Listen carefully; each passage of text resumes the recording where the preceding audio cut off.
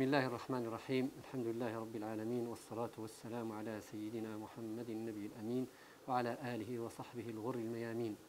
Très chers frères, très chères sœurs, assalamu alaikum wa rahmatullahi ta'ala wa barakatuh. Avant tout, j'espère sincèrement que vous allez bien, ainsi que vos familles et tous ceux qui vous sont chers.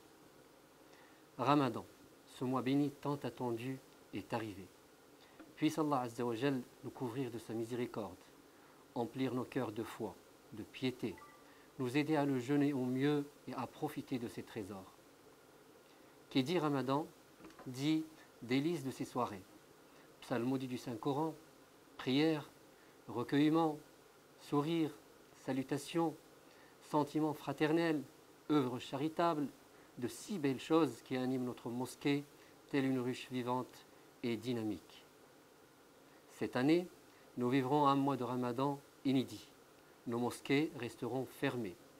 Pour autant, ce mois de Ramadan est-il voué à être triste, fade et sans âme? Absolument pas. C'est une question de perception. Rappelons-nous la sagesse d'Ibn Ata'illah al-Sakandari. Peut-être qu'Allah Azza wa Jal te prive d'une chose pour t'en donner une autre. Si ce confinement est une privation dans les apparences, elle est sans aucun doute un don divin.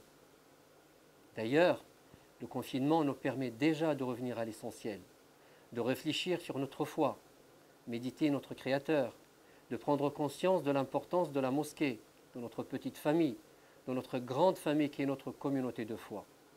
Il nous permet de prendre conscience des bienfaits d'Allah Azza wa Jal qui nous comble. Ce confinement est sans doute une privation. Néanmoins, si nous l'appliquons par obéissance à Allah et pour préserver la vie, nous serons certainement récompensés en conséquence. Et si notre désir d'aller à la mosquée est sincère, nous serons rétribués comme si nous y étions. Ainsi, nous serons doublement récompensés. Chers frères, chères sœurs, si Allah Azza wa Jal nous prive d'aller à la mosquée durant ce mois béni, c'est pour nous donner autre chose. Il revient à chacun de nous de comprendre le message divin et de saisir l'opportunité pour recevoir ce don. La mosquée n'est qu'un moyen qui nous rapproche d'Allah Azza wa Jal. Si nous sommes confinés, nos esprits sont libres et peuvent voler très haut dans les cieux à la recherche de la proximité du Seigneur. Mes chers frères, mes chères sœurs, ce mois de Ramadan va revêtir une dimension particulière et je suis sûr que chacun saura vivre ce mois avec intensité. Premièrement, sur le plan individuel et familial, faisons rimer ce Ramadan avec spiritualité et dévotion. Instaurons une ambiance pleine de spiritualité et de sérénité. Faisons résonner l'adhan chez nous. Faisons les prières en famille.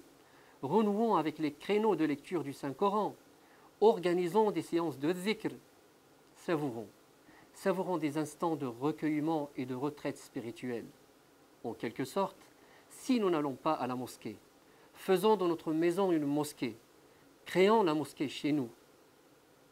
Deuxièmement, avec une pensée pour les autres, Ramadan pourra rimer avec générosité, action, œuvres charitables en donnant aux nécessiteux, aux étudiants, aux personnes isolées et familles en difficulté, ici et dans des contrées plus lointaines, à Gaza, en Syrie et tant d'autres.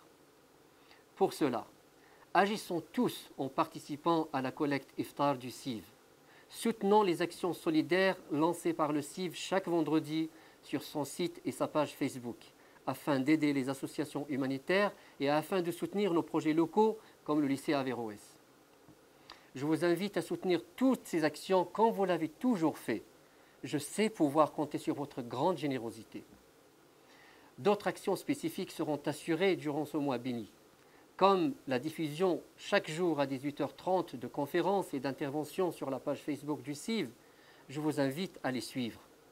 Chers frères, chères sœurs, en vérité, ce sont nos actions, nos intentions, notre état d'esprit et notre bonne opinion d'Allah Azza wa Jal qui feront de cette privation un don divin. Mes très chers frères, mes très chères sœurs, Ibn al-Qayyim rahimahullah a dit « Allah ne ferme une porte par sagesse sans avoir ouvert deux autres par miséricorde. »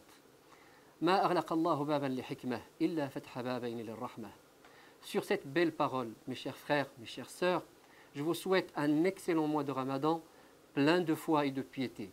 Puisse Allah Azza wa Jal nous couvrir de son amour, de sa miséricorde et nous protéger de tous les maux.